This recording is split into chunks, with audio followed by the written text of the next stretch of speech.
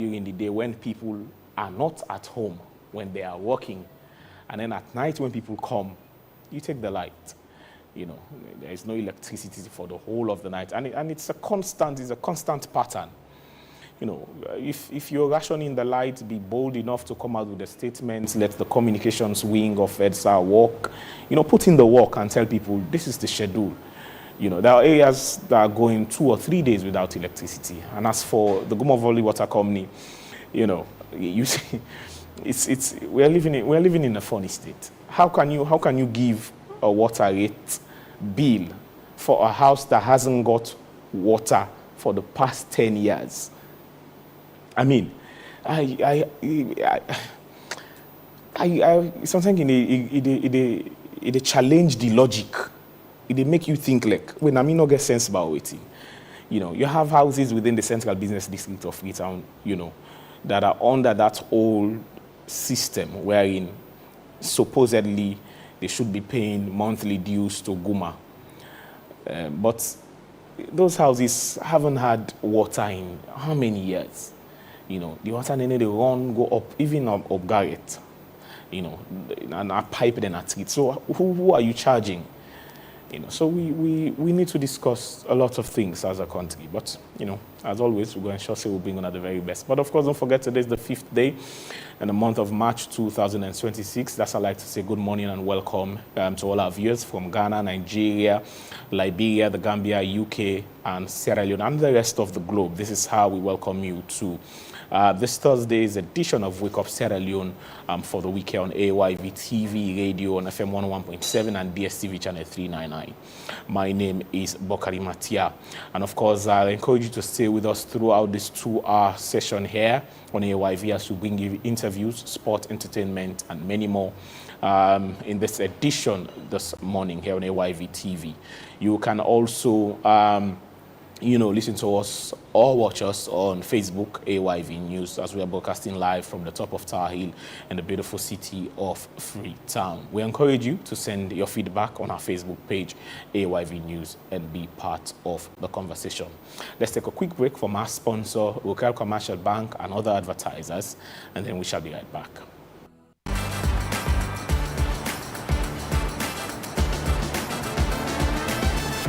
In the heart of Sierra Leone's dynamic rhythm, Local Commercial Bank is your beat to a brighter financial future.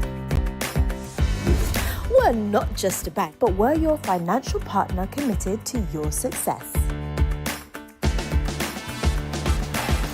We've got the financial tools you need to rise higher. Our team is here to serve you with speed and a smile because your time matters to us. So, are you ready to unlock financial prosperity? Highlighting key banking services such as Keke loans, Combra account, fixed deposits, SME loans, internet and corporate banking, from savings that grow your dreams to loans that fuel your ambitions. Demonstrating fast and friendly customer service. Showcasing cutting-edge banking technology and ATMs. Access your money anytime, anywhere with our state-of-the-art technology and a network of ATMs. Our Rokel SimCopper app puts banking in your hands, where you can pay for EDSA, AfriMoney, Orange Money, and pay bills including school fees and make transfers to other bank accounts. Remember, you can also experience Rokel e-banking today. Then join us now. Visit any of our branches or explore our website. Rokel Commercial Bank, your bank of choice. Sorry, Carl, go see some business partners. You didn't give me memory, Michael. If I can say, you remember this people in not to Indy.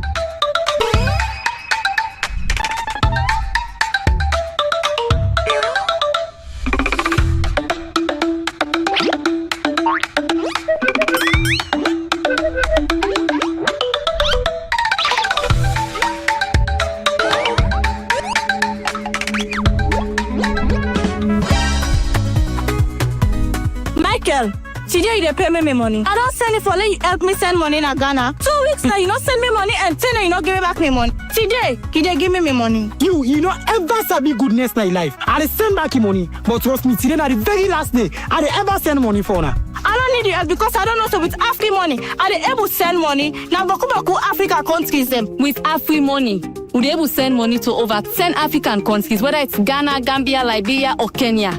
If me party we know this, we know for the party grammar right now. Okay, una go regret. I mean, now una go regret. The best part right now, Michael, with Afri money, you dey able to send money, even if you not use app, even if you know the online, directly. All you need for do, you just a dial *161#. Pam, your money don't go. So I don't need the help again. Thief man. Thank you. Send money to over 10 African countries instantly with Afri Money. No stress, no excuses. Just dial *161*1*6# now. Afri Money, quick and easy.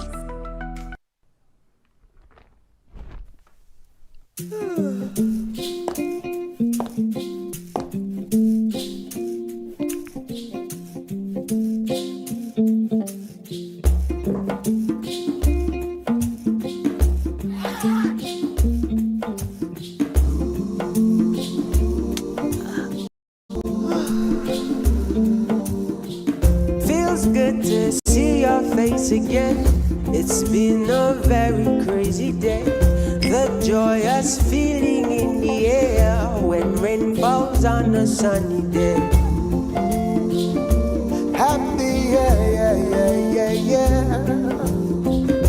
Let the stars, let the roll. Enjoy life's little pleasures with Maltina. Maltina, share happiness.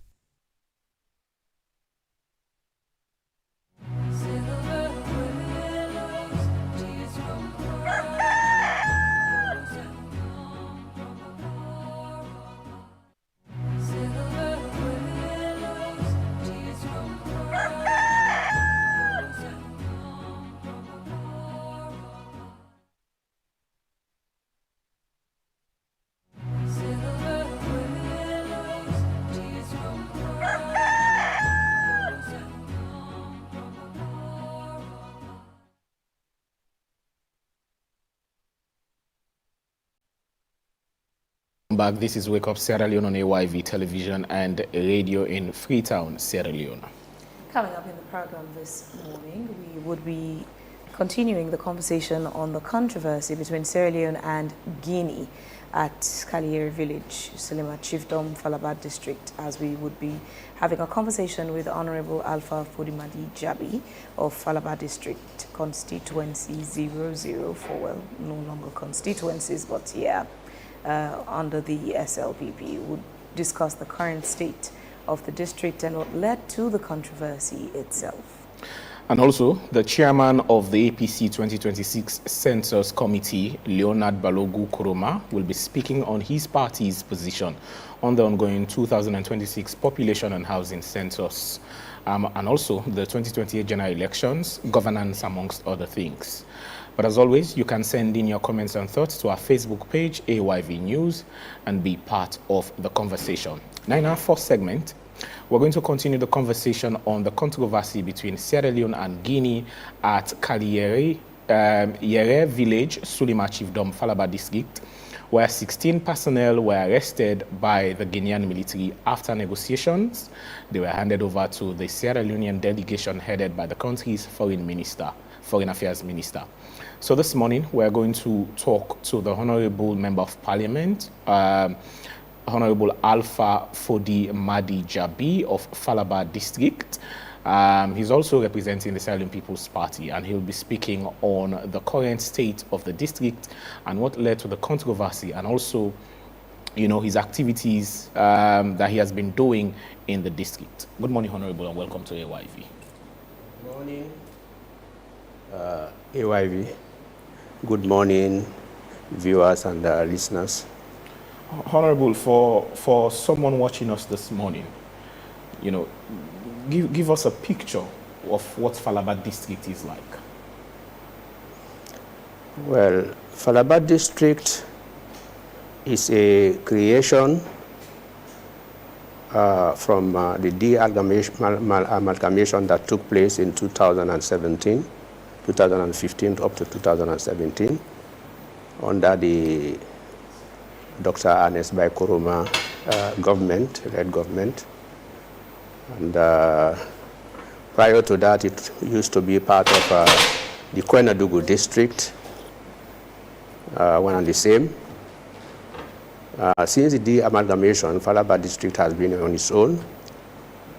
But then, that part of Kwenadugu district, which is now Falaba District, used to be very, very backward in terms of infrastructure, in terms of all forms of development.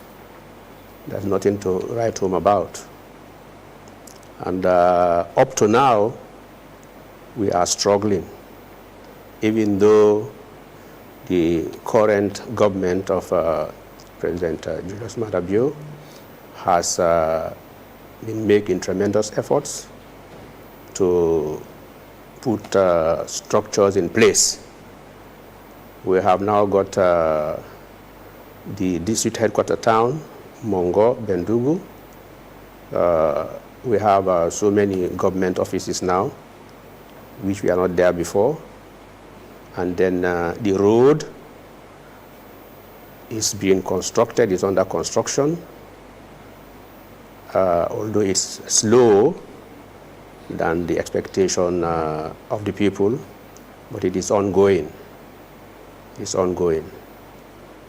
And schools have been established since the advent of the free quality education. Schools have been established all over the place, primary, junior secondary, as well as senior secondary. You know, so you have all of those things in Falaba District now. Honorable, what exactly happened at Kaliyereh Village, you know, from the perspective of the people on ground in Falaba District? Well, what happened was a kind of a boundary dispute between the Guineans, the military, to be specific, and our own military people. But prior to this one, this last incident, it's been happening over and over in Kaliyereh and in other areas along the border. For instance, Kwendukura town, my own hometown, we've been having similar disputes. But then, for it to be escalated to this level, this is the first time. It's not anything new. It's been going on, like I remember the mid-60s, been having such incidents as well, boundary disputes. But then whenever it occurred during those times, you will have the authorities in Farana, which is the district headquarter town, bordering the Kwenadugu district in Sierra Leone. You will have the authorities from Farana coming to the border there at Kwendukura, and then authorities from Kabala, Kwenadugu district, also going there. They will sit down, whole day discuss, and then resolve the matter amicably. You know, that has been ongoing. Like I said, this is the only time that things flared up like that, you know. And I understand it's as a result of our military personnel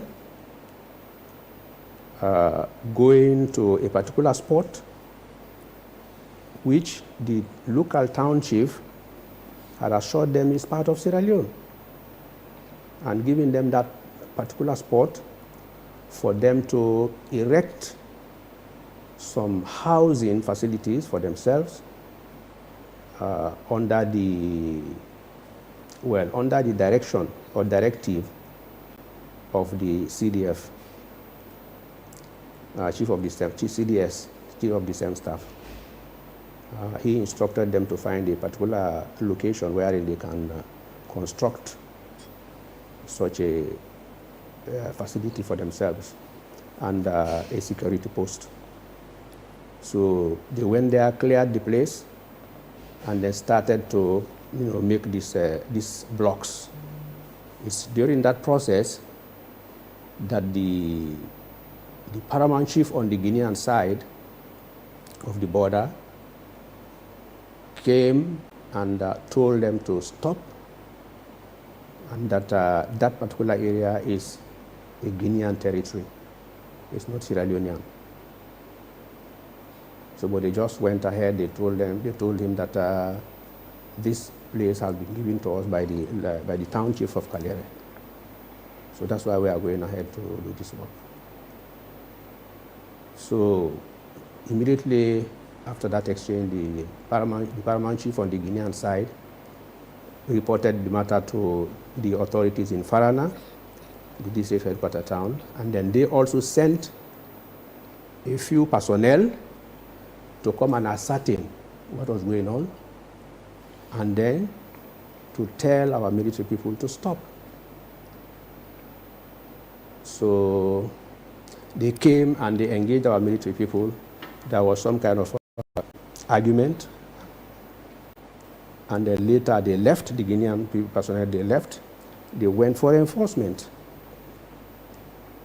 And when they came back, I understand with 5 trucks of military personnel came there and overpowered our own military people, during a kind of scuffle that ensued.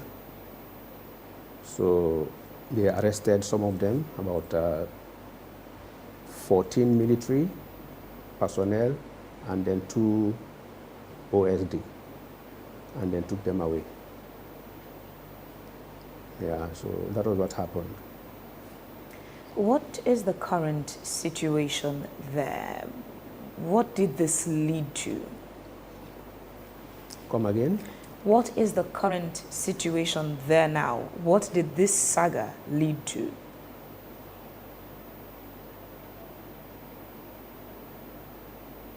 Well, it led to, the people in the Kaliyereh Village, during the time when this confrontation took place, they were all, they all got panicked and started to pack their belongings to pull out of the area. But then the military people came and assured them that they should stay put, should stay calm. The thing is now under control, and so they assured the people to not to go anywhere. So people stayed, But we have when they arrested our own personnel and took them away, the matter was reported, and then you had the Lieutenant Colonel, Lieutenant Colonel Kuyate from Kabbalah. He was the one covering all of that area. He came and then took over command of the place, and then started to engage the Guineans, to go away from that kind of a conflict posture and for them to engage themselves in a friendly way to resolve the matter. So when we went there and I met him, he took his time to explain to us how the entire incident took place and how he was able to meet the Guinean personnel, to talk to them, to try to release his men, but unfortunately they did not agree at that time. They said they had to report the matter to Conakry, and then whatever response they get from there, then they will have to work on that. So the confrontation actually was very brief. That is, physical confrontation was very brief, because our own men actually did not want to fight. They did not want to fight. And also, they were also overpowered. They were also overpowered because of the 5 trucks of Guinean troops that came. Only very few of our own men were there at that time. And even if there were many of them, according to the commander, they will not go into fight until they get directive from the top hierarchy here. You know? It's not a very comfortable environment to live in when you know your side of the country and the other side at a border location have conflict over a particular area. It would perhaps lead some of those residents, if not many, to live in constant fear of the unknown. What could happen tomorrow? What are the people asking you to do? Yeah, like you said, people who have been living in constant fear, you know, especially when they come to think about what happened in the 11-year rebel war. You know, some of them still are still remembering those instances, you know, the ugly instances that happened during that period. You know, so seeing something like that, or similar to that, wanting to take place, definitely they're going to feel comfortable. So after engaging the military, myself and my team that went, I also came and engaged the residents of the village and tried to reassure them that everything will be under control, there is no need to panic, and that government is going all out to resolve the matter in a very amicable way, so that the fear that there is going to be some kind of fighting is not going to happen. There's not going to be any fighting. You know, it's going to be resolved peacefully. You know, but then one elderly man, when he was given the chance to talk, said that this thing has been happening repeatedly along their own border there with Guinea. It has been happening repeatedly. So governments should try to do something, because they are getting fed up with the situation. But they also do not want any fight, any form of fighting. They want government to try to resolve it in a very peaceful way. That is what they want. And he specifically told me that since you are the one representing us, you know, in the government, would like you to, when you get back, to tell the president that please, we want this thing resolved. We want this thing resolved once and for all, so that we can live peacefully in our area, with our families, and also with our neighbors.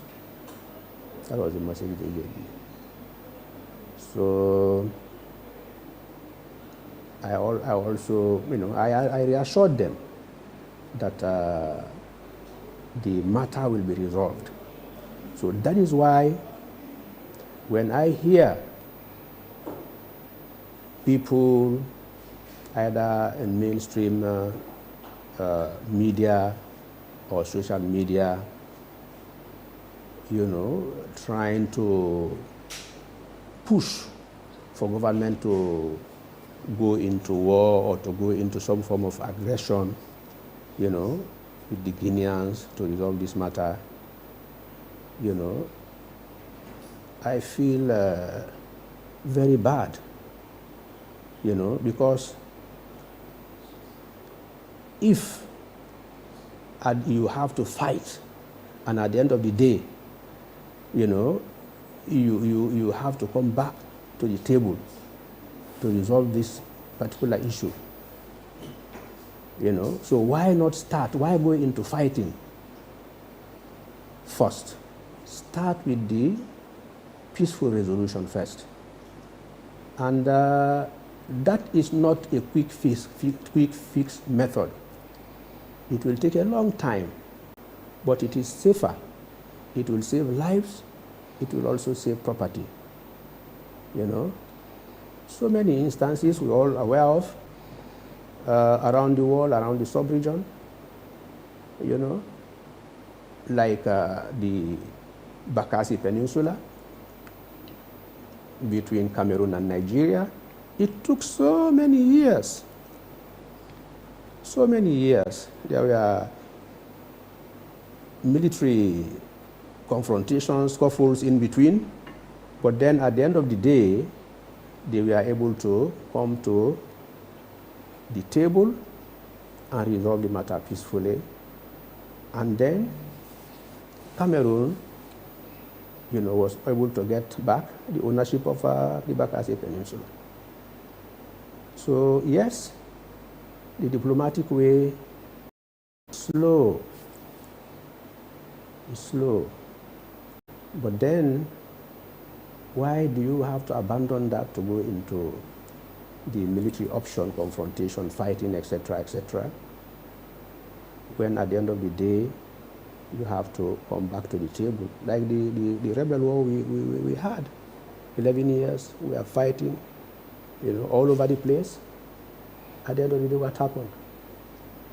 It was resolved at the table. So there is no need to push for our military to go into confrontation with the Guineans, you know, to get the matter resolved. Because doing it that way, you never know how that will end up, you know. Will we be able to, you know, overpower the Guineans? Or if it happened to be the other way, the Guineans are able to overpower us, you know, and maybe even come further inside our territory. And we all know that when you have war between countries, if a country, you know, captures part of the other one's territory, is going to lay claim on that one. It will be very difficult for you to get that one back. You know, like it's happening now between Ukraine and Russia. You see? So now that the area over which we are, you know, having, you know, dispute is a very small area, let us manage it, you know, in a peaceful way, try to resolve it in a very, very peaceful way. That is better than going into confrontation, because you never know how that will end. In most of these border areas, what you find is the people seem to almost become one. They speak similar languages, even with the currency. Both currencies are used. Exactly. Even with vehicles, both countries have vehicles plying. So they form a community. It's really hard sometimes to tell who's a Sierra Leonean and who's a Guinean. Exactly. How much of this conflict has affected that community lifestyle and oneness? Well, for now, in that Kaliyereh axis, during the time when I was there, that to-fro movement was on hold, even though, like I said earlier on, our own commander there, Lieutenant Koyate, made some overtures, went to the Guineans and then tried to talk to them to calm down not to hype things up where they are not supposed to be, it's not supposed to be taken, talk to them. As a result of that, the Guineans, the following day, according to his explanation, the following day, after he went there, the following day, also led a team to come over to talk to them, to tell them that the Sierra Leoneans are free to go into Guinea to do their business there. If you want to go and buy anything in Farana, they are free to go and buy and come back, And then the Guineans also want to be allowed to come to Sierra Leone because so much of timber logging is taking place in Falaba District. And I can tell you, about 50 to 60% of that timber logging, the product of that timber logging, is taking over the border into Guinea through that Kaliyereh axis. So all those activities were affected during that period, during that period. So the other areas, like in Koendukura, business went on as normal. It was not affected. And further down to Bindi, Bentu, business went on as normal. It's only this area. But then, like I told you, that one was also very brief because of the commander who went there to talk to them, to try to calm down, pipe down things, and allow people to go on their normal business. Honorable, do you believe Sierra Leone has enough military presence along, that Falaba Guinea border area?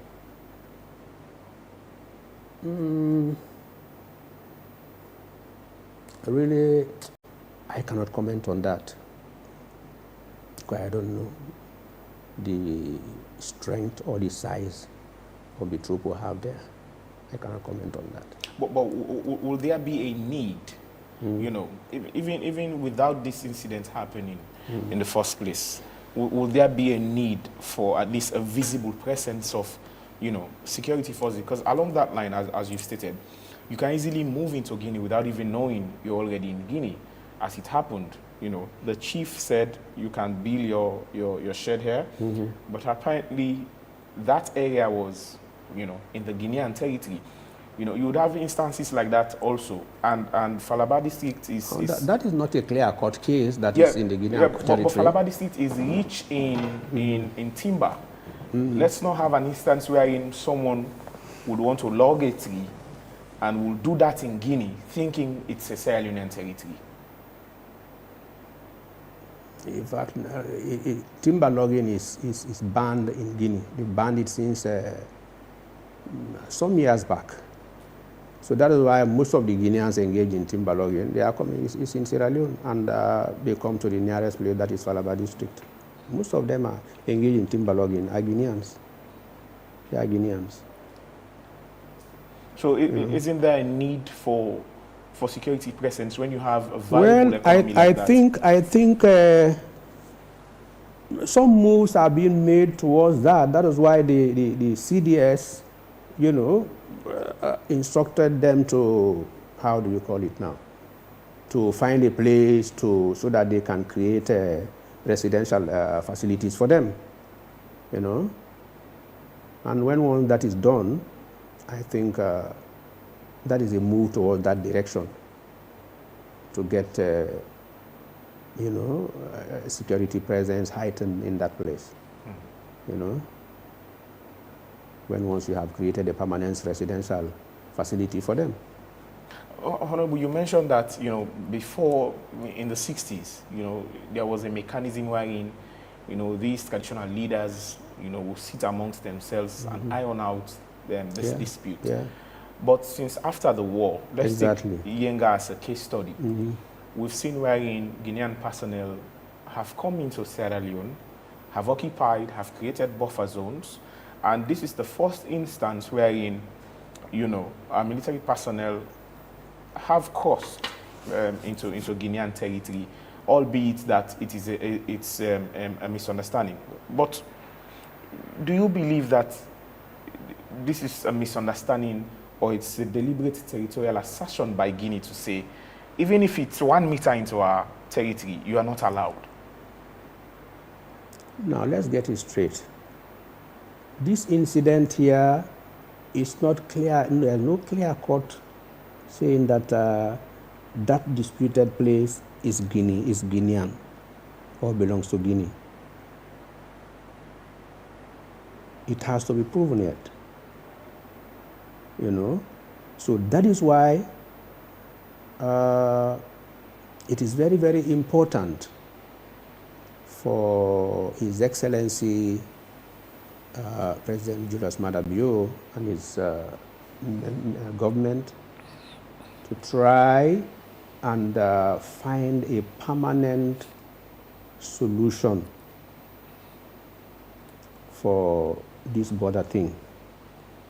Because this is happening not only around that axis, like you mentioned about Yenga, okay, and then we have incidences in between the Koenadugu boundary between Koenadugu and Guinea, and also some similar thing happening between Cambia, around the Cambia axis. So all along the border, you have incidences of this kind of thing. So it is very, very important for the government, whilst trying to resolve the Yenga and this one in Kaliyereh, to try to incorporate all other boundary areas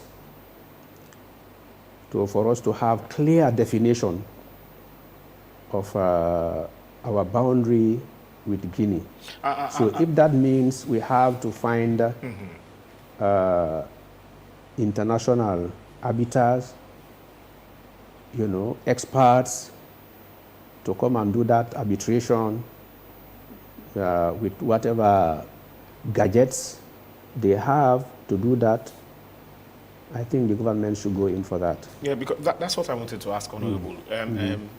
Diplomacy and dialogue, well, I wouldn't say they have failed, but they failed to a certain extent to, prevent, stuff like this from not happening. The Yenga issue has been happening for a very long time. This issue, I would say this is the prominent one, albeit it has been happening in the 60s. But, talking of the long-term, redress in order to sort this border issue out once and for all, is it advisable for us to go before the international court? To go? To go to the international court for arbitration? Well, we have several other measures, also diplomatic, For now, I think it's been between the two countries have been engaging each other, etc., etc. ECOWAS has attempted, I think, I don't know, it's whether once or twice, but that is not enough. That is not enough yet. Once or twice is not enough for a serious matter like this. We have the Mano River Union, you have ECOWAS, you have the AU, okay? You have the United Nations, All of these channels are still there to be exploited, And like you mentioned, or Fabian mentioned, it's the same people along the borders. Yalunka here, Yalunka over there. Okay, Kuranko here, Kuranko over there. Madingo here, Madingo over there. Fula here, Fula over there. All along the borders. Intermarriages. Same families. So it should not be something actually difficult to resolve. Especially if they come to involve our traditional rulers.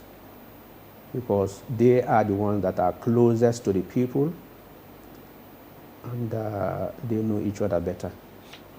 Honorable, should Sierra Leone push for a formal border demarcation exercise between Sierra Leone and Guinea? Should we be the one to push for that? Yeah, that's what I suggested, that the president should go all out to ensure that that happens, because this is distracting him. I'm sure when this thing happened, I'm not sure he was in country, when this thing happened. So wherever he might have been when he had this incident, he must be distracted, you see.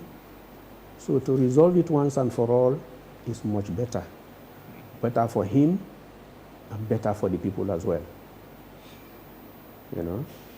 Right. Aside from, this border issue, what major development projects, would you point out to? I mean, you started highlighting, the development so far within Falaba District. But what other developments are, on the way in the district in general, and specifically where you're governing? Well, developments,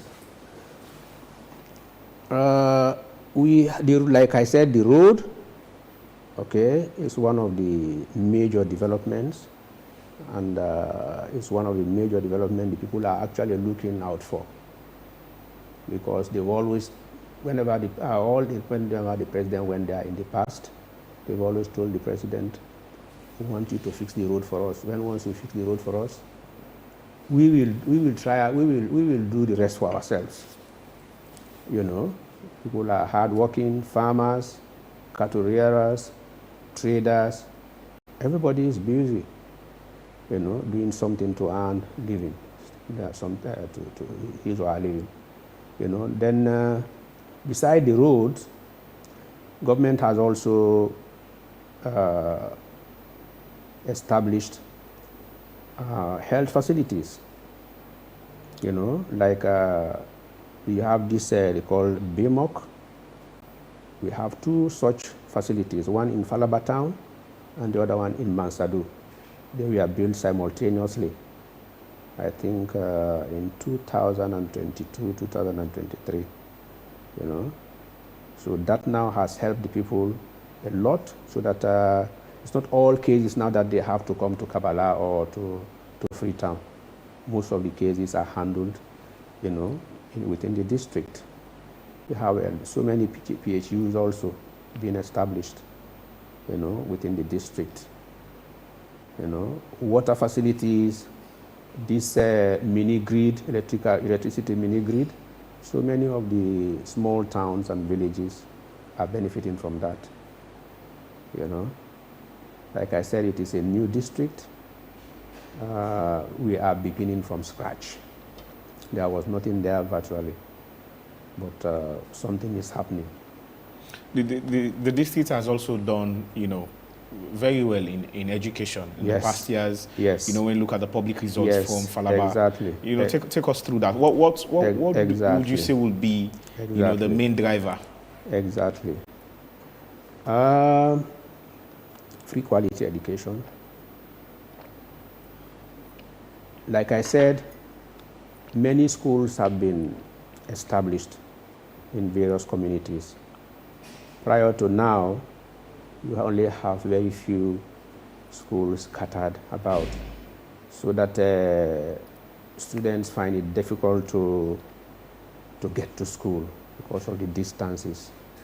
Now the schools are almost next door, so they are able to enjoy those facilities and do their level best. In terms of teachers that need to be improved, qualified teachers, that needs to be improved a lot. We don't have too many teachers, qualified teachers. We have so many community teachers in the schools,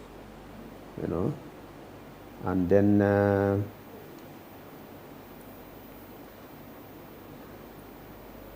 in my own constituency, during my first term, well, I'm still in my first term, when I got in newly, around 2019, when this COVID-19 came, I realized that schools had closed and the children were not engaged, just playing around. So what I did was to throw some kind of a competition, you know, to the children, school children, to the teachers, and to the parents, to say, if any child comes first or second, okay, in the public exams, for instance, NPSE exams, and the Becker exams, and the WASC exams, that child or that student will get a prize. The parent who superintended that child at home to ensure that the child doesn't play around, because schools were not on at that time, to ensure that the child stays at home to revise, you know, that parent also will be rewarded. The teachers and the head teachers will also be rewarded. So I organized that kind of thing in my constituency, the entire constituency, prize giving. For the first time, I was able to do that. And guess what? When the NPSE results came out, the first people that came first in the whole district came from that constituency, you know. And then the same thing with the Becker. The person that came first in the whole district came from that constituency. There was a year, 2023, I think, when President was going for this hunger. You know, he took along that girl. See, it was a girl that came first that year.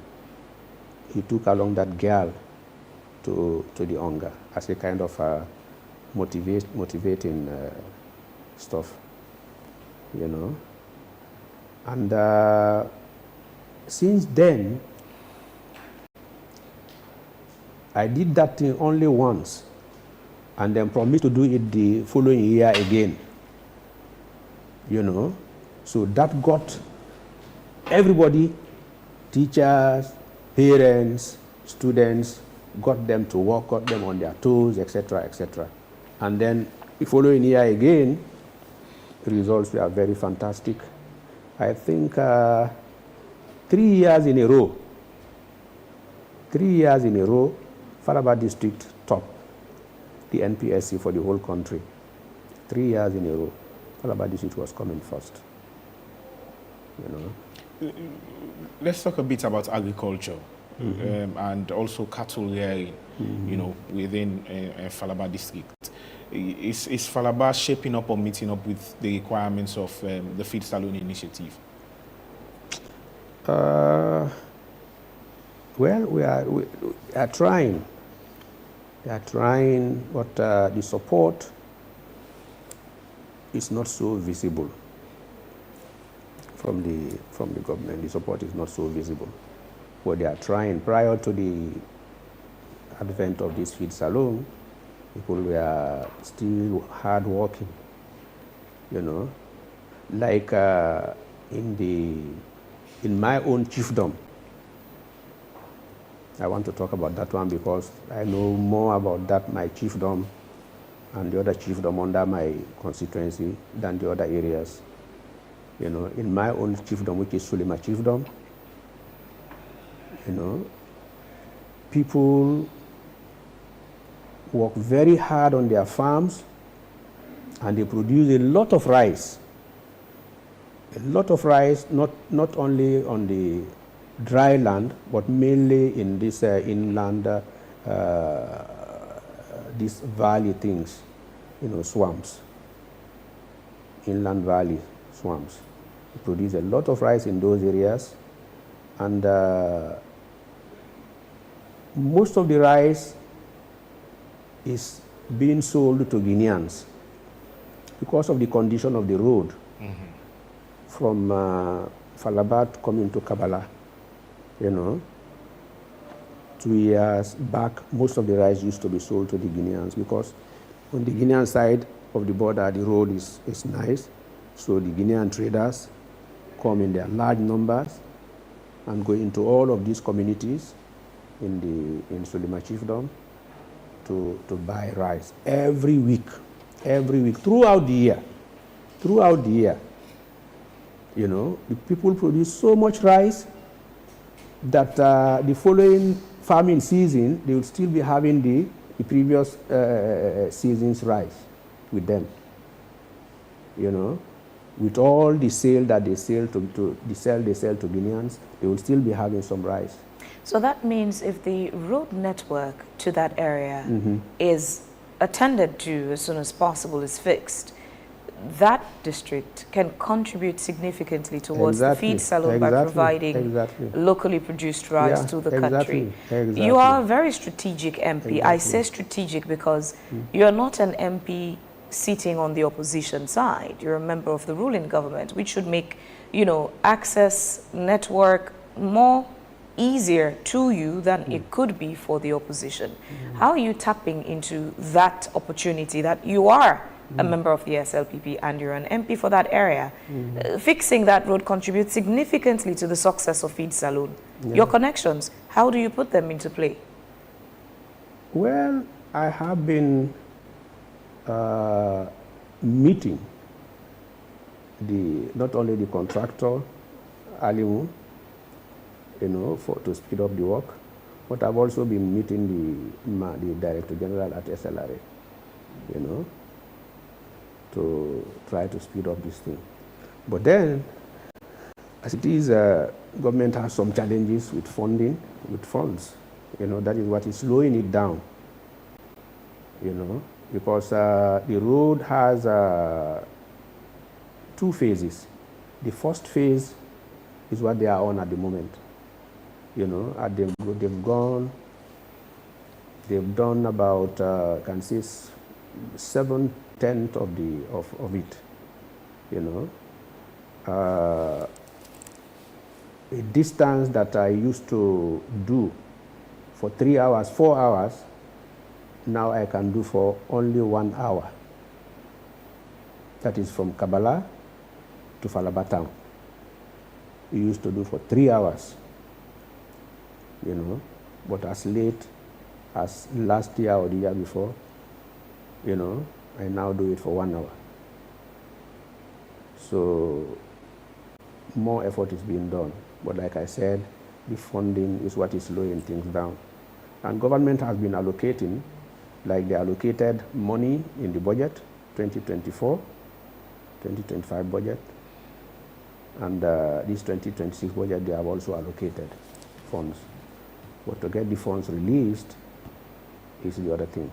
Have you also tried engaging the Ministry of Agriculture, explaining the significant contribution that can be made to the agricultural sector through just fixing that road? Have you tried engaging them so you have more power and leverage when you're placing a call to the road institution, beyond just you as an honorable, but also getting the Ministry of Agriculture's backing to say this area is a priority because of the contribution they have the potential to make? Yeah, I attempted once, and I was told that they are coming there. They are coming there. So I'm still waiting. I attempted once to talk to the Minister of Agriculture that, in fact, there is a place, a Boli area there that used to be a very, very, very productive area before the rebel war. During the time of Saka Stevens, they had a huge agricultural complex there. They call that place Mendengelimba. You have agricultural compound with staff, etc., etc.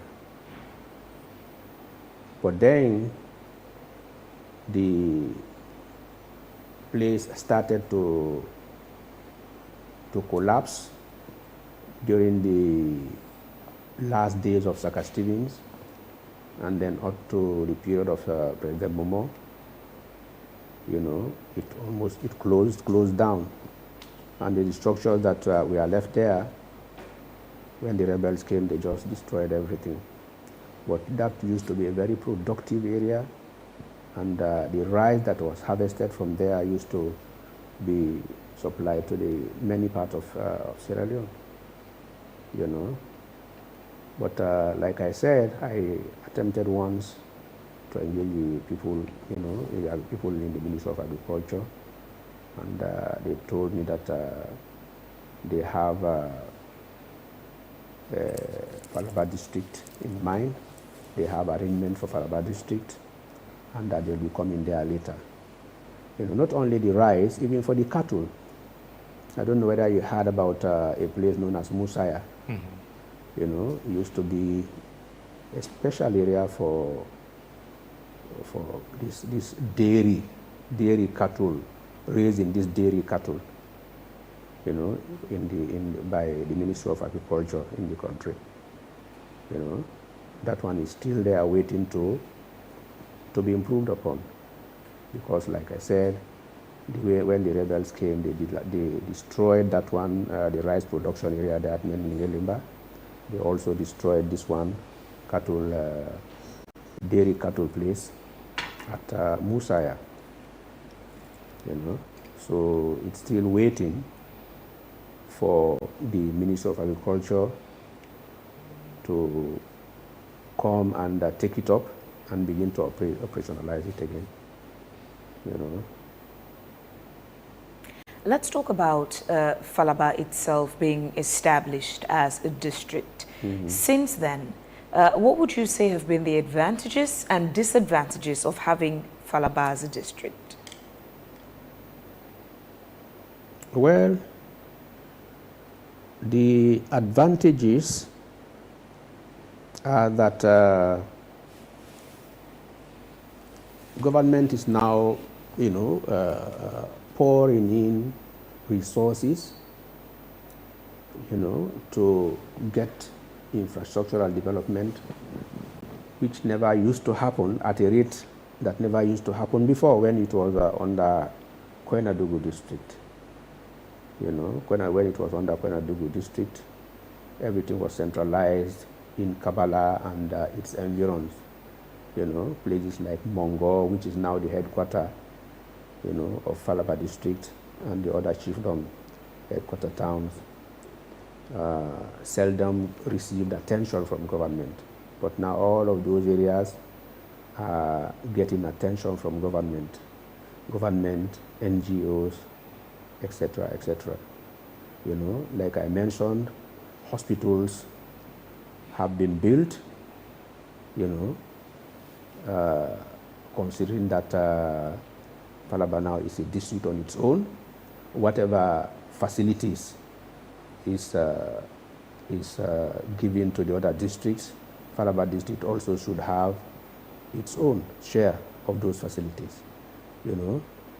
Like we now have a district office, a youth center, hospital, 2 hospitals, and then this electricity, mini grid, pipe-borne water in some of those places. It never used to happen before it was created as a district.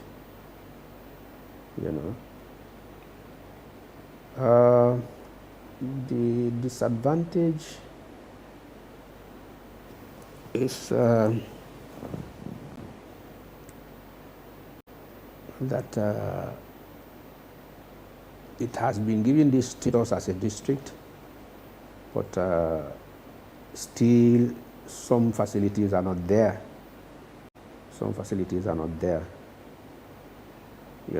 Like the road network has to be improved,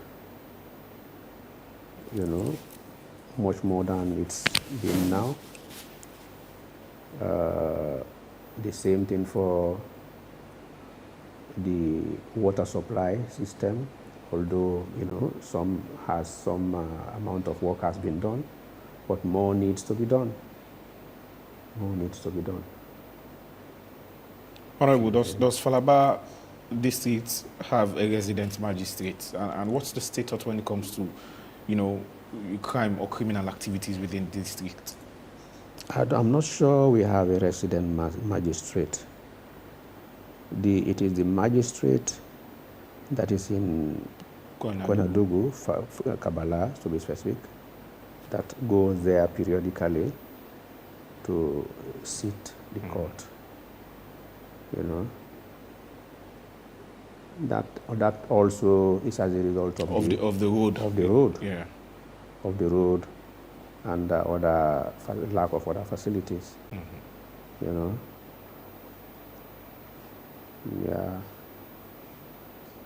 Does Falaba District have an ambulance or ambulances? Yes. We have ambulances. We have ambulances. But like it's the case in all other places, these ambulances, the lifespan tend to be very short, But remember the last time when they came with so many ambulances, Falaba District got its own allocation. We have ambulances in Mongo. Are they functional?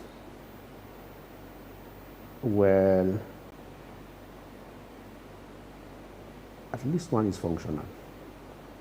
At least one is functional. Yeah. What is the health facility status like in Falaba for the people? Like I said, we've got these two, I don't know, they call it BMOC hospitals now. It's the one next to a government hospital in terms of status. We've got two of that, one in Falaba town and the other one further down in Mansadu. They are strategically located, so that people are able to access them easily. Okay. In addition to that one, we have the PHUs, in the various chiefdoms. We have the PHUs, which are very, very helpful to the residents in those chiefdoms. It's only when they have cases that they cannot handle, they send to these BMOC centers. And if it's something that they also cannot handle, they send them to the government hospitals. We're trying to round off now, Honorable, to move to the next segment, but there are a lot of business investors in the country, whether they're Sierra Leoneans or non-Sierra Leonean nationals. What would you pitch this morning to those people as opportunities within Falaba District? Yeah. One thing I would want to let them know is that we have vast areas for agriculture, land areas for agriculture. Agriculture not only for crop growing, but also for animal husbandry. That is a major area that whoever wants to invest, can find opportunity in the agricultural sector, because talking about timber is almost depleted in that area because of the rate at which they've been harvesting it. So not much timber is left, Agriculture actually is the mainstay in that district. So whoever has money and wants to invest, has to go in for that kind of thing. Then, tourism. Tourism is another area where we can have opportunities. Because you have this mountains. We share some of these mountains together with Kwenadugu, these Sulima Mountains, Bintumani. We share some of these, part of those things with Kwenadugu district. So that's also an area that can attract tourism in the area. Of course, the culture of the people. You have the Kurankos, you have the Fulas, you have the Yalunkas, and Madingo. Each of these groups have their own cultures, which is peculiar to them and which can attract strangers or can be attractive to strangers. So tourism is quite another area that can be very profitable if somebody wants to invest. All right. As we round off now, finally for me, Honorable, what message do you want to send, to the people of Falaba District? Especially when we've spoken about, the boundary issues between Falaba and Guinea, in terms of protecting, the national territory of Sierra Leone, while also maintaining peaceful coexistence with the people of Guinea. As you rightly mentioned, in the minds of the people along the borderline, they see no demarcation. Yeah. The same people over here are the same. Mm-hmm. And that has gone on for hundreds of years. Yeah. But if you are to talk to them now, what will be the message, people along the borderlines between Sierra Leone and Guinea? Yeah, my message to them will still be like what I told them the last time, to remain peaceful and law-abiding. Peaceful and law-abiding, and avoid all forms of confrontation with other people, especially across the border. If anything, they should refrain. They should resort back to their own traditional leaders. What if there is need, they make the complaints there, or to the security personnel that are stationed in the different areas in that place, so that let them don't take the law into their hands, as they have always been doing. They refrain from taking the law into their hands. Mm-hmm. I want to encourage them to continue along that line and to avoid all forms of confrontation. Nice. And I want to assure them that government is going to treat this matter very, very seriously, especially when it's the frequency is now very, very on the increase. So the government is going to treat the matter very, very seriously now, so that we have a final solution to the whole thing. All right. Thank you very much, Honorable Alpha Fodi Madi Jabi from Falaba District, for joining us this morning in this discussion. This is where we end the first edition of Wake of Sierra Leone. Let's take a quick word from our sponsors, and then when we come back, we go into the second segment.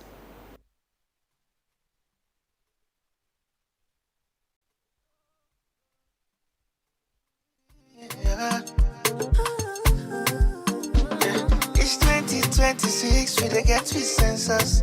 Make all my telling fambulen, and with responsibility for bring development. Make all my telling fambulen. From the east to the west, blah blah blah. From the north to the south, no matter how you dare or you try, blah blah blah. You want to call mama or papa, blah blah blah. One picking of grandpa, blah blah blah. Auntie or uncle, blah blah blah blah. May they call to you, one people, one nation. May they call to you. Now we know back up bills alone. May they call to you. No person say you not care. May they call to you. May they call to you.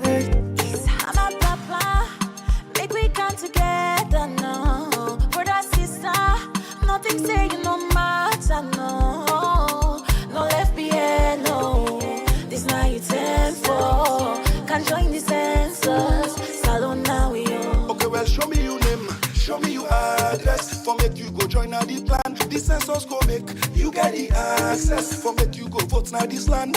Let them all you. If you don't want make them country again, make them creep you. Cause this time you're salon for right. See what you been a second cabo aduo. We bring good news, salon people every year. Census don't come again. We ready for control, sky from the young to the old. Say the census go help make development day. Allow me then continue till you know go pay. It go air plan more schools, hospital and light, even water for you community. Who say you there? They call you, yeah. One people, one nation. They call you. Yeah. Now we know back go build salon. They call you. Yeah. No person say you not here. They call you. Yeah. They don't call you. Census they come, the other we cooperate. Tell mama and papa, then get for country all, yeah, make we all ready. Census go help for make we know we safe, and who say we stand. If you claim say you love salon, who say development day, na day you for day. Yambo tegina, mimbo tegina, mingo teteke biambe, ka 2026, census na me right, census na you right, family. Imagine if they count everybody, they left you out. Amulemba kotumobawa, uboka kufuni ngesa bele tuwa. Tonya, ye amubuji hule banda. Wabulo le tebe bawa baya ganga. Ye tumubawa mudabe behave. Comment ya go salon bate mukbeleva. Ngabi yina na metebe bawana. Do mama kome kolabo ganya delega. Ina. Kakontane dim din dang, dim din dang, dim din dang. Katap kata tingang kape kata kongkal, angkape kata panganda yer. Abageto bakats, aindo gor. Agalene, samo jamu, agatamu, tarentamu. Donye, mama marita kangontu. Ame ya timi wandi, timi wandi. Ame ya timi wandi, timi wandi. Mwa kongo tami wandi, ewa menda milwena wo. From the east to the west, blama blama. From the north to the south, blama. No matter how you dare or you try, blama blama. You want to go, mama or papa, blama blama. One picking of your pa, blama blama. Auntie or uncle, blama blama. Motive, may they call you, yeah. One people, one nation, may they call you, yeah. Now we know back go build salon, may they call you. No person say you not here, may they call you, yeah. They don't call you, yeah.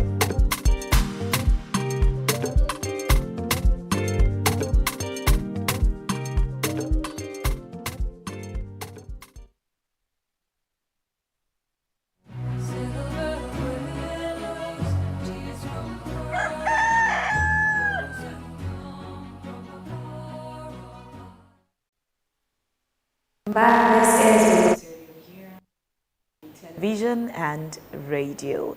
And don't forget, we encourage your feedback and input into the conversation.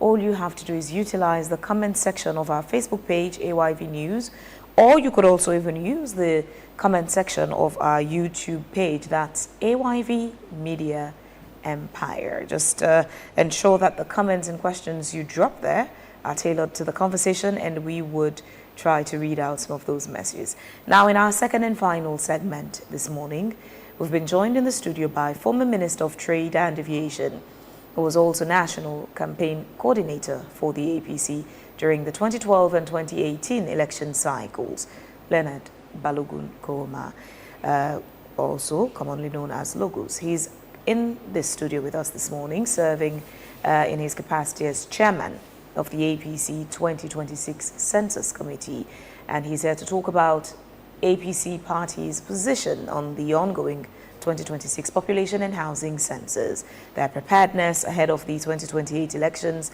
governance, among other things. Good morning. Thank you for joining us. Good morning, Phoebian. Good morning, AYV. Good morning, listeners. Thanks for having me. It's a pleasure. Let's start with the census. You sit as the chairman of the committee for the APC. What would you say about the census process so far?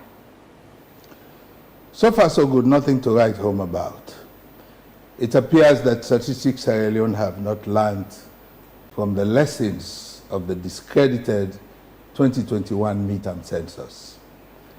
census is meant to be a national undertaking. It meant to be transparent. It meant to be accurate. The data from the census has to be credible because it is what our development partners and the nation is using for developmental purposes. And most importantly, without credible census data, you cannot have a credible elections. Because if the figures are skewed in favor of one part of the country against the other, then it's not accurate.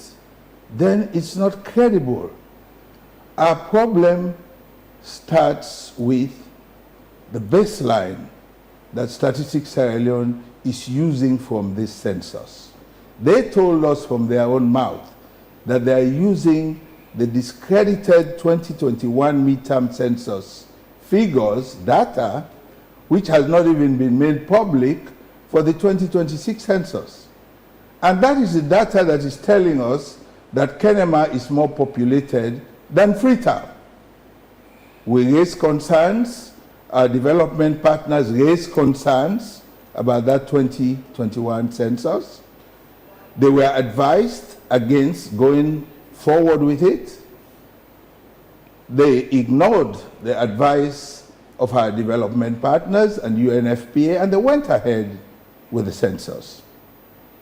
But going further, I would like to preface my statement with a definition of some of the census terminology that I'm going to be using, and also a background so that our listeners would fully understand what I'm talking about.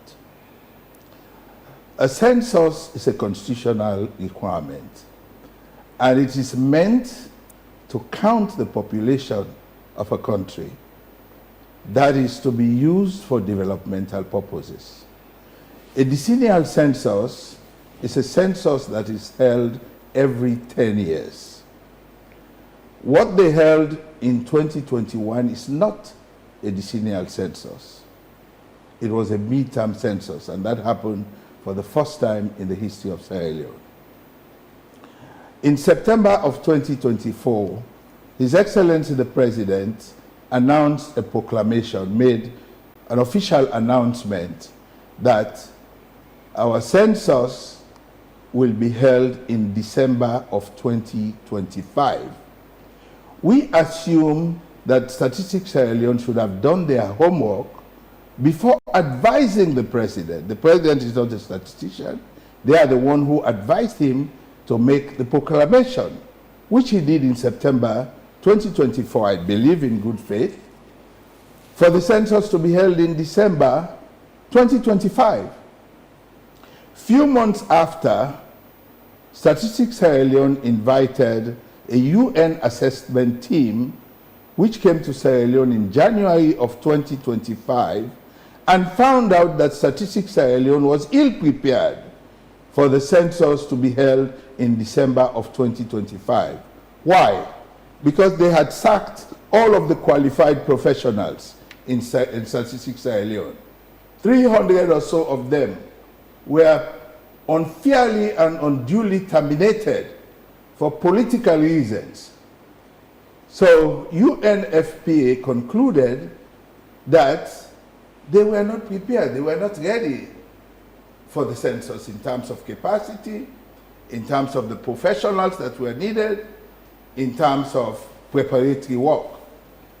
So after that visit in January, Statistics Sierra Leone came back in March and at an advisory committee meeting informed us that the census of December 2025, which they had announced and got the president to proclaim, postponed to December of 2026. I mean, how disingenuous was that? Didn't they know they were not prepared for a census? What would you have rather had? The Statistics Sierra Leone go ahead to conduct the census in 2025 as ill-prepared as they say they were, or postponing it by a year and doing it right? What would you have preferred? My question is, why did they announce? Did they know they were not prepared before they asked the high office of His Excellency the President to make a proclamation for December 2025 in-house?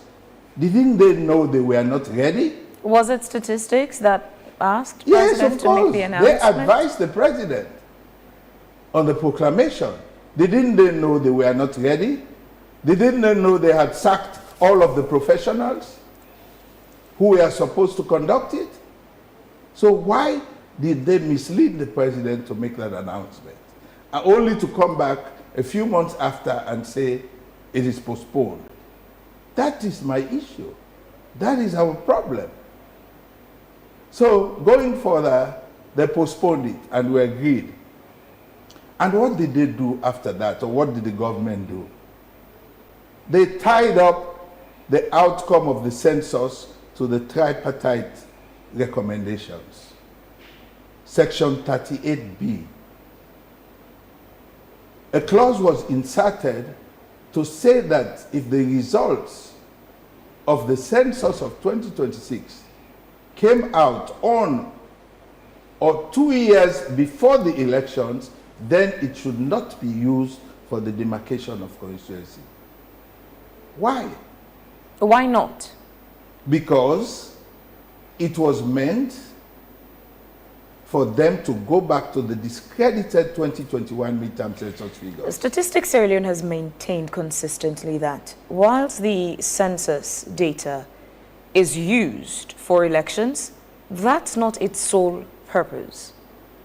The statistics data we have as a country isn't only for elections, though elections are part of the things the census data is used for, but informs several other developmental activities and decisions. I agree, but we are concerned with the political use of the census figure. Only? We are not talking about, yes, we are politicians. Only concerned We with are politicians. We are concerned about the figures being used to advantage certain parts of the country. And as politicians, aren't you also concerned about other developmental activities in the state for the people you seek That's why to govern? I premise my statement by saying that census data should be accurate, that it should be used for national development, that it should be credible. But on the flip side, it is also used for the demarcation of constituency boundaries. It is also used for political purposes. So for the political purposes you say you're focused on as a party, let's also look at your contribution as a political party to the what you call inaccurate data that Statistics Sierra Leone released in the 2021 census. Wasn't it the APC that privately and publicly called on its members to abstain from being counted, encouraging people not to make themselves available to be counted? How much responsibility do you also take as a political party, one of the two main political parties in the country, for the flawed data that you so point at right now? How much responsibility do you take? We did that for good reason and we have no regret and we take full responsibility. Good or bad reasons, but how much responsibility do you take? Responsibility. Do you agree that you contributed to the flawed data you say now? Agreed, but does that mean they should use the flawed data going forward? What would you rather Statistics Sierra Leone do now as it stands? What do you want them to do? What we want them to do now is to be transparent, is to be open. How? Inform the political parties about what is going on. Statistics Sierra Leone is not a secret society. It is not a secret society. Why can't they? Have you seen Statistics Sierra Leone going around the country with mounted microphones telling people that they are coming to their areas at a particular time for the pilot census? Would look at the general. Let's still stay on this specific one about using 2021 data to continue for 2026. You are against that. It's discredited. Yeah, so, but what do you want Statistics Sierra Leone to do? Go Which back data to should they go to? Start all over again. Start on a fresh page. Mistakes have been made. But every census they do, starting over would also have to take them to getting a baseline, because there are calculation formulas for how they put census together. There has to be a previous data they go to, compile the new data, and make certain calculations with a formula to be able to predict, because no census is 100% accurate. There's a formula, a calculation. They would obviously need to have a previous data and add the new. I have the answer. So which data does the APC? 2015, the last decennial census, 2015. So the APC would rather census go back to 2015 data. Of course, that is the last. To suit your convenience for political reasons. Not to suit our convenience. That is the last decennial census. And the legislation that has gone to Parliament now by the Attorney General has made that realization. Because now by law, they can only use the decennial census figures. That is the 10-year census, the last of which is 2015. 2021 is flawed data, discredited data. We cannot use it. Mr. Koroma, the position of the APC party when it comes to, this census issue, is it a position for the country or for the All People's Congress Party as an institution? If you are listening, I said I am here on a national and not a partisan basis.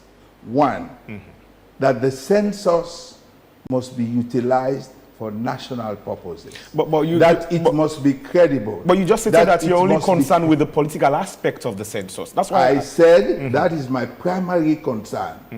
I did not say that's my holistic concern. So you would agree that a census will not only look at the population and the housing, but also how the resources within the country will be shared. And because of I would say the abstinence of the All People's Congress Party in the midterm census, we now have a data that we are going into. Hopefully it changes this time around, which says that there are more people in Kenema than in Freetown. And one will argue, political scientists will argue, that the reason for that is the APC as a party, which has a very strong footing in the western area and in the northern region of the country, called their supporters not to be counted. Correct, we're in agreement. Does that mean you use the bad data? But that was the data that was available. Does that justify the use of the discredited data because the APC did not participate? No. And with the current processes going on now, leading to the census, let's look at the specifics. What are you dissatisfied with now when you've looked at, Phoebe was asking, because census means money. And this government might have thrown in a lot of money to where we are now. If you say you are dissatisfied with the processes so far, what would you want to see change? And if the government is going to take those changes into consideration, it means it would involve again another budget allocation or money to be allocated to suit those changes that the APC want. But let's look at the specifics. What do you think that is ongoing now that the APC want to see change in order for us to have a credible census? Are not fundamental. They don't need to start the census all over again. Let them be open. Let them be transparent. Statistics Sierra Leone is not a secret society. The cartographic mapping exercise, which is ongoing, is lasting for 8 months. They have room to change from their old ways to new ways. Let them do that. But that is what they are refusing to do. One, in the allocation of teams. How can you allocate more mapping teams to Pujaon District for argument's sake than Bombali District or Tonkolili District? Why would you try to downgrade certain areas and upgrade certain areas that you have political advantage in? This is the point that we are making. So Statistics Sierra Leone have room to change. We are not obstructionists. We just want them to change. We are ready to work with them. We are ready to cooperate with them in the national interest. We have points that we have advanced to them in order to correct the anomaly. The Statistician General promised to have a meeting with our technical team over 2 months ago. We're still waiting for that appointment. We've gone further and written to Dr. Adebayo, who is the UNFPA representative in Sierra Leone, pointing out our concerns, our party as a party, and our willingness to collaboratively address them with Statistics Sierra Leone. We are still waiting for a response from Dr. Adebayo. These are our issues. These are let them be addressed. Mr. Koma, as it stands, because of the upheaval we have with the constitutional amendment, the APC has withdrawn from, governance issue. Now, you have concern with the census. If the APC is not participating in governance issue because of the dissatisfaction of the appointment of Edmond Alpha, and there's also this census issue, where does that leave the party in terms of engagement? I know you've engaged statistics, but now the party is not involved in governance issue or trying to sit down and talk. So if you don't sit down and talk now, it means then go bottle by the census unaid bako. We are raising the concerns that we are supposed to raise. Governance is governance. But you don't want to engage. Census is, we're engaging on the, I just told you, we engage the UNFPA representative. We engage the management of Statistics Sierra Leone. What do you mean we're not engaged? No, as it stands now. Of course, now. So if there's a meeting now, the APC will attend when it comes to census. I sent a message to Andrew Bob Johnny yesterday. He's in New York. Okay. He responded to my message. We are communicating. We are not boycotting. So this vex, it's only for Edmond Alpha and not on census, if I want to get you right. We have issues for the dancing electoral commissioner Edmond Alpha. Let him keep dancing and saying that he has the game. Elections is not a game. 2028 is not a game. It's serious business. Okay? Yes. Now, on the census, these are two levels you're talking about. I am here to deal with the level of the census. If you want to deal with the level of the governance issues, call the chairman of the party or the leader of government business. Okay? For the purposes of this program, let us stick to the census. So let me have this clarification, because you and I are here as the chairperson of the Census Committee. Yes. As it stands, the APC as a party, as an institution, even though is having concerns when it comes to other governance areas and is pulling out in talking or discussion or negotiation, but when it comes to census, you're fully involved, right? 100% involved. 110% involved. We are a member of the advisory committee of Statistics Sierra Leone. Our problem is transparency. Our problem is accuracy. Let me give you an example. We finished the first phase of the cartographic mapping in January, and Statistics Sierra Leone called a stakeholders meeting at Brookfield Hotel to give us a report on the outcome of the first phase. We went to that meeting hoping that they would give us a full report. They did not. They held back on the enumeration area data. They only gave us percentages. We have asked for a complete report, which we already have in advance from our own sources.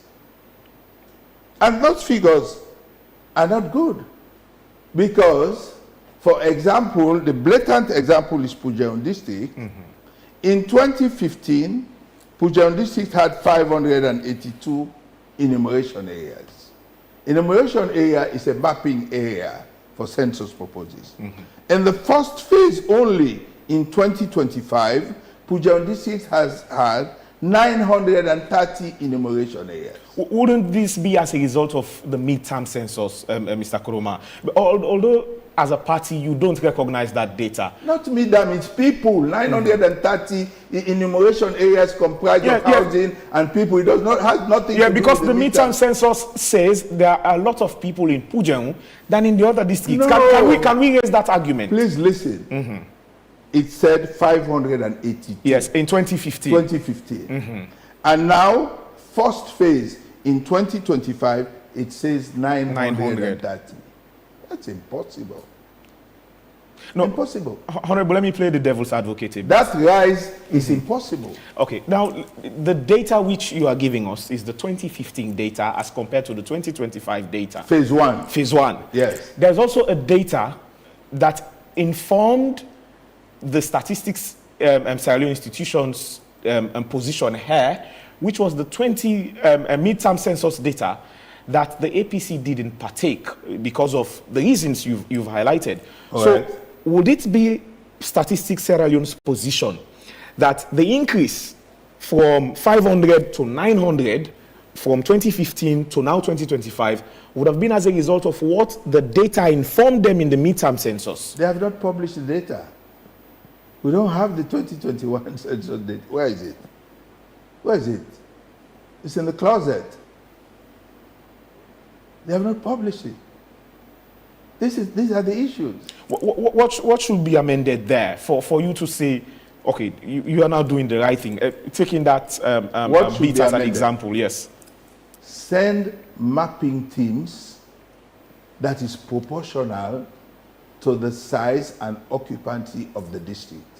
You cannot send more mapping teams to Pujehun and send less to Tonkolili or Bombali, which are Class A districts. This is our point. Send equitable mapping teams to areas, then there is another issue for the pilot census and the pilot cartographic mapping. They covered 4 regions and left out the Northwest region completely. Why is that? And what's the explanation that Statistics Sierra Leone is giving to the APC? They have no explanation. They completely left out the Northwestern region and did the South, the East, the Western area, and the North. And they left out the Northwest. Up till now, we've not had any satisfactory explanation as to why they left. They said, oh, it was just a random selection. Random selection, why didn't you leave out I thought you said they've not given you any response. How did you arrive at the conclusion now that it's random selection? Well, they said it's random. But you said they've not responded. Is that a satisfactory response? Random? Are we playing roulette? Russian roulette? We're not. This is serious business. How can you randomly select? Your engagement with, international partners, what feedback or response have you gotten from them? Well, the concern from the development partners led them for the first time to send a team to monitor a census. It has never happened in Sierra Leone. UNFPA sent a team, Dr. Adebayo, who is here to monitor our census. Right? So that is a result that we're satisfied with. And the APC went further to set up a census committee, which we have never done before, because of the concerns arising from the 2021 midterm census. So all we are asking Statistics Sierra Leone at this time is for them to work with us to have credible data. Because without credible data, census data, you cannot have credible elections. This is our point. Let them work with us. Mr. Koma, we're asking them to work with us through this medium. I hope they're listening. Let's look at the hypothetical scenarios now that will unfold. Let's say Statistics Sierra Leone didn't engage the APC enough and you are not satisfied with all the processes, and then we now have a census. are you going to call on, your supporters again to boycott the census? That's above my pay grade. That's a political decision. Thank you. but as it stands, where would you put your trust in the census process if you are to place it at a percentage? Right now, fail. Zero? Not Mr. zero, Koroma? fail. So over 100? Fail is between 0 and maybe 25-30%. So over 100, it will be? Excellent, distinction. All right, let's go into other issues, Mr. Koroma. The build up to the 2028 elections, quickly. The census, again, will be important to determining, how the Electoral Commission Sierra Leone will use that data to have its polling stations across the country. After the 2023 elections, APC raised concerns about electoral transparency. Now, when you look at, of course, we're going to have the census, but then again, these concerns, if not addressed, will affect how the ECSL or the National Electoral Commission will use the data to inform how the elections are going to be run. And if this one get problem, this one self get problem at the end. Meaning, if the census data is not right, the elections data wouldn't be right. So already now, I don't want to say blame game, but there are concerns when it comes to Edmond Alpha's appointment, and there are concerns with the census data. If then two they are meet up, it will be an unfair advantage for the APC. Do you think there will be a common ground, before the census is conducted? That's a decision for the party, but I was ashamed as a Sierra Leonean when I saw a clip from a Reform Party candidate in the UK using Sierra Leone's election as an example of fraudulent elections. It's on social media. A member of the Reform Party, a candidate in the UK, is using Sierra Leone's election as an example of fraudulent elections. We must make sure that this does not stand. Okay? Be it APC or SLPP, we're now talking as a country. We're not talking on political lines. This is the image of the country to which we all belong. We want to be proud, traveling with Sierra Leone passports to the UK. And there is something on TV saying these people are from the country where they hold fraudulent elections. So the government has an opportunity to correct this stain by holding free, fair, and credible elections. And the position of my party is that you cannot have somebody who was complicit in the problems of the 2023 elections managing the 2028 elections. It's a false start. It's a false start. And I stand with the position of my party in discrediting Edmond Alpha because of his past utterances and actions. He himself is opening his mouth and saying things that does not befit the status of his office. Things like? Things like 2028 is not going to be no different from 2023. Things like dancing from parliament and making provocative remarks. What provocative remarks? You didn't see the clip, Phoebian? You didn't see the clip? Let me get the game. Does that befit the status of a chief electoral commissioner? Mr. Koma, it doesn't. That's childish behavior. Mr. Koma, there's an argument. And he must be advised to stop dancing. Is dancing a problem? This is not dancing business. Normally, when people get elected to certain prestigious offices, there's celebration. Wouldn't you agree? I didn't dance when I was appointed Minister of Transport and Aviation. But people I was danced thinking in your about favor. the task ahead. Mr. Koma, and you don't see a lot of people dancing after they are appointed. Celebration varies. Dancing, Phoebian, come on. I know you have to be neutral. Okay? I know you have to be neutral. But I don't think dancing and making insinuations is the best way to go. Mr. Kuroma, let's look at the other coin of the argument. Now, you mentioned free and fair. Let's look at what makes up free and fair in your assessment or estimation of what free and fair means. Now, as troublesome as it may be, the appointment of Edmond Abu was done in tune and in line. Edmond Alpha, sorry.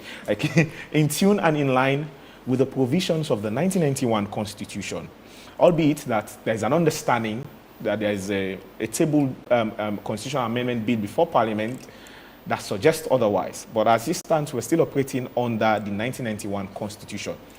What would have been fair in your assessment when we say going into the elections now, these processes that you're talking about now will inform whether the elections will be free and fair, abiding by the Constitution and the tenets of the Constitution? Isn't that free and fair? It is free and fair if you don't have existing agreements that border the issue. I mean, the president authorized, His Excellency, the President of the Republic of Sierra Leone, Brigadier Julius Maada Bio, authorized the setting up of the Tripartite and designated his chief minister to superintend over it.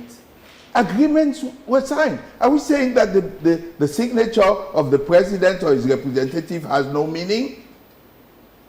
Are we saying it has no meaning?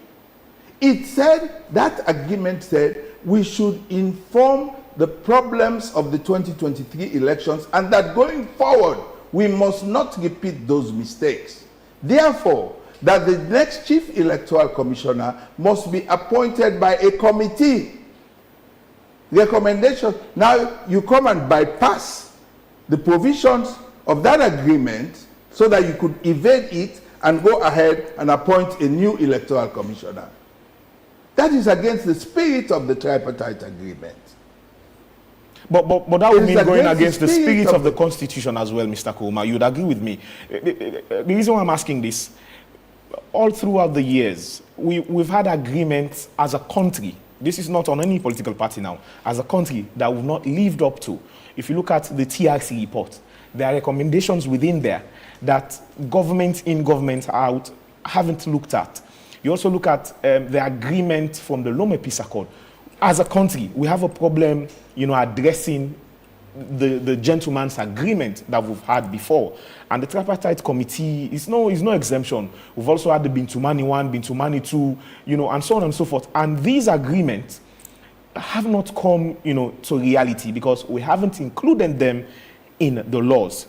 I agree it goes against the spirit of the Tripartite Committee and the agreement that are there. But then again, if we go against the Constitution, what does it say of us? You're talking about the supremacy of the Constitution? Yes, over the agreement. Constitution says, first past the post system. But the government cherry-picked and said, PR system. That is against the Constitution. You cannot cherry-pick what you like, and what you don't like, you say it violates the spirit of the Constitution. It's wrong. And how is the APC going to address this? You agree with me that... Above my pay grade. I would have really loved for you to answer, because you'd agree with me that, this will not mix, will they avoid force? It's not going to solve the issue until it is attacked head on. I wanted to know, how will the APC ensure that this government, agrees with those agreements that they've made, and not only to say, okay, we'll not be involved in the governance system, we will not go talk to one again. There should be a mechanism around ensuring that, listen, you made this agreement, stick to this agreement. There could be a mechanism if you have sincere partners who would listen.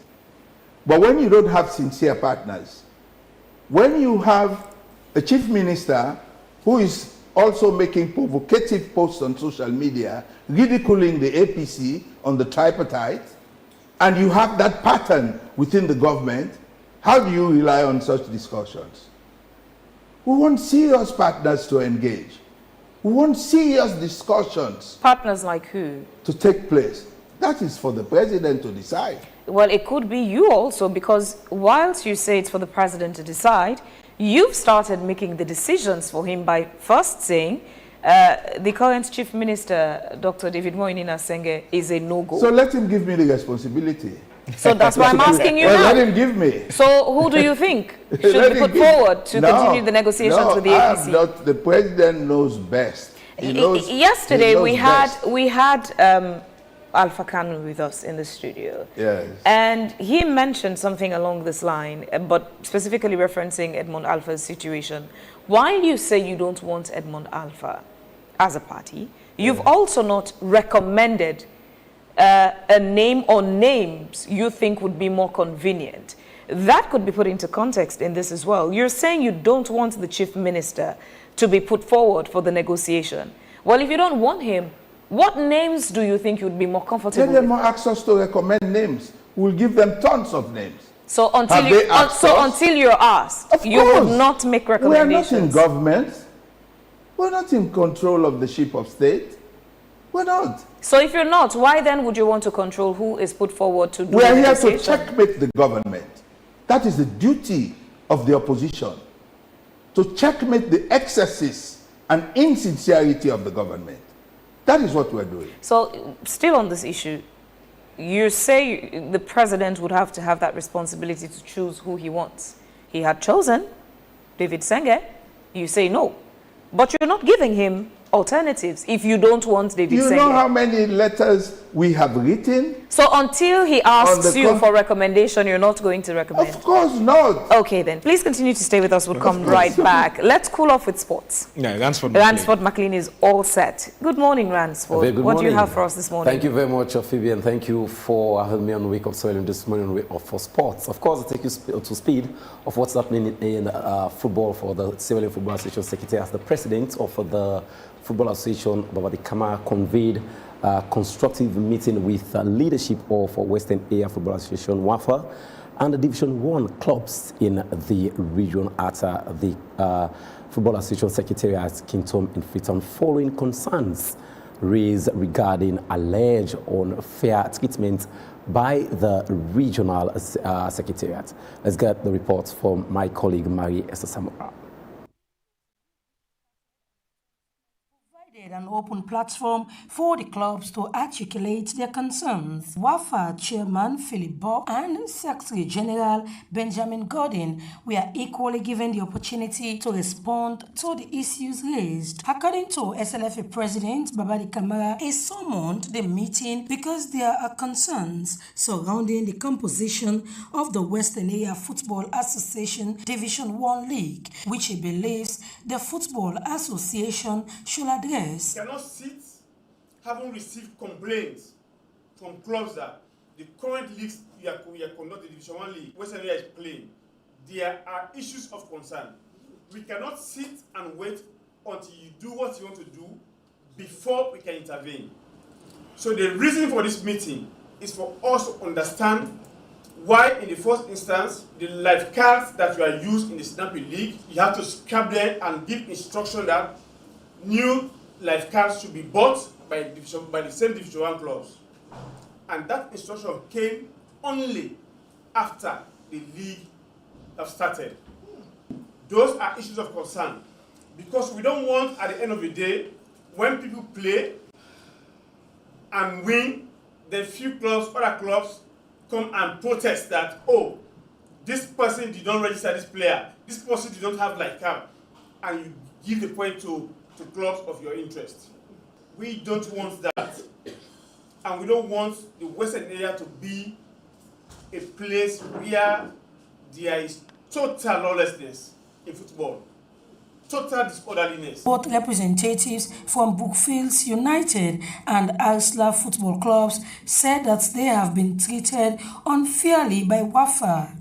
For Brookfields United, Badara stated that they were informed in WAFA's press release to acquire new lifeguards for their players. Unfortunately, he said during the registration process, they received another notice indicating additional criteria to be completed, within 4 days, including obtaining insurance for all players, among other requirements which affected them. ALSLAF also noted similar frustrations, including the cancellation of the initial WAFA Division 1 League, which was a disappointment. WAFA Chairman Philip Buck and Secretary General Benjamin Godin affirmed that they were acting in accordance with the mandate of the Football Association. President Kamara strongly admonished all football administrators to firmly discourage any form of match manipulation, the pursuit of securing match points through unjustifiable means. He maintained that fairness and integrity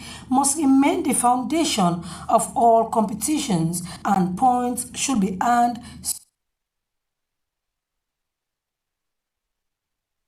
Right, before I go to move on to the international, just quickly, the standing of the Men's Premier League for the country, so the Leone Premier League precisely, you've seen Star Sports leading the log out of 18 Premier League clubs with 32 points.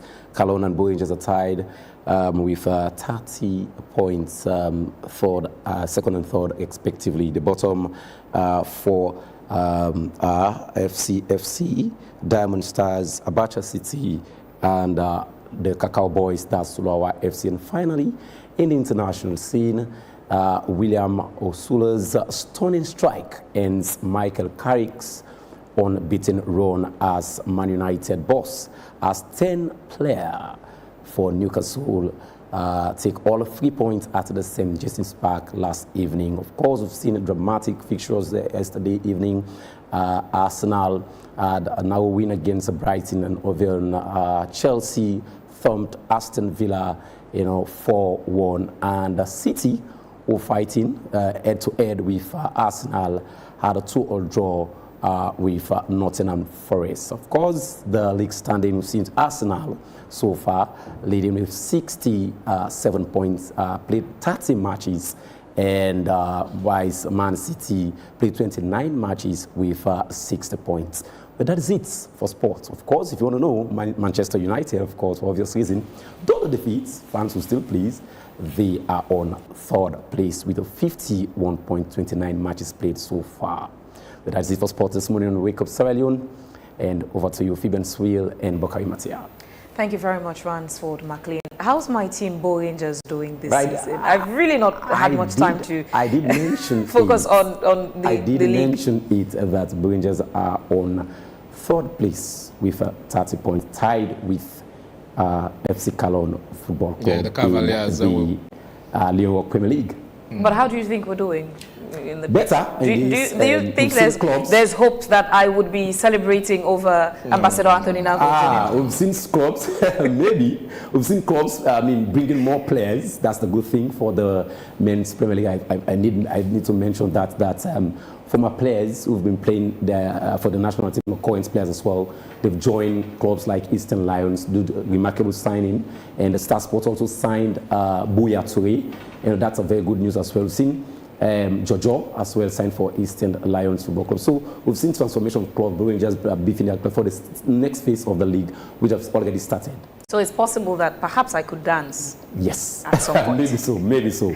But anyway, thank you. It's far to be concluded. Anyways. Well, it's a lot better than the way we started the season. Anyway, it was very discouraging when we started. But thank you very much for the sports update this morning. Bakari Matia, by the way, I don't even know which team you're supporting. I support the Cavaliers, the great FC Cologne. And of course, we're going to win this year's Leone Premier League. Of course, it's a certain magic.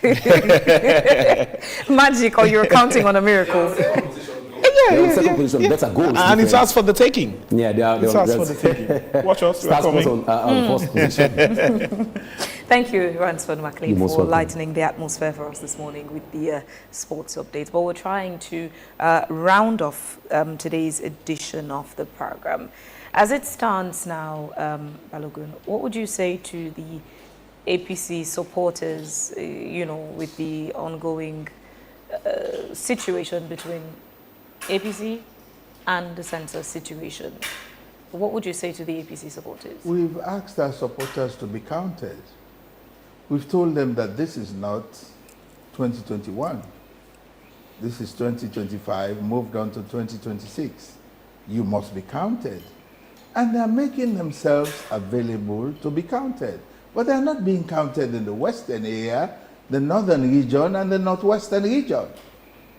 They're only being counted, overcounted, in the southeastern region. That must be corrected. For example, let me give you an example for yesterday. Yesterday, they went to the residence of a senior party official in the, Songo area. And they asked how many people are in the household. And the guy said, I have 15 people in my household, children, etc. We had earlier reports that statistics mappers on the ground had been instructed not to account for more than 10 people in each household in the western area. I brought that to the attention of the Statistician General and Ubob Johnny, as I always do. I bring these things to his attention for correction. And he denied it. But yesterday, they went to the house of this guy. He told them, I have 15 people. And the guy on the tablet made his entries. And after that, he said, I want to make sure, can I take a look at the tablet and make sure that you entered what I gave you? The mapper said no. He said, I cannot show you the tablet. And he left. What is there to hide? What is he hiding? Is this a secret exercise? Is it a secret society? Why are they not open? Why are they not transparent? This is the issue the APC has with the ongoing activity. And we're asking that it be corrected. We're not telling our people not to register. We're not being obstructionist. We want them to correct it in the interest of the nation. And as we round off, what would you say to Statistics Sierra Leone now on this platform this morning? Statistics Sierra Leone, if you are listening, you are not a secret society. You are a government entity accountable to the people of Sierra Leone and using taxpayers' money. You have an opportunity to correct yourself, to make yourself look better after the bad job you did for the 2021 midterm census. You have an opportunity to correct your image. And we're ready to work with you to help you change that perception, change that reality, to see you as a credible institution. And our development partners are not using the 2021 midterm census data because they don't see it as credible. So let us now have credible figures, data, in the 2026 census that can meet international standards. Well, thank you very much for your time this morning to be part of the program. This is what would end today's edition of Wake Up Sierra Leone. Thanks to our guests for being a part of the program today. Thank you, our lovely viewers, for tuning in. To those of you who also dropped comments on the Facebook page, we apologize for not reading out your messages and comments today. Thanks to our sponsor, Rokel Commercial Bank, and all the advertisers supporting Wake Up Sierra Leone and AYV Media Empire generally. We have been your presenters. I am Phoebian Sweel. And I am Bokari Matia. Stay tuned to AYV throughout the day. We have other exciting programs coming up. Till we meet again for another interesting edition of Wake Up Sierra Leone, do take care of yourself.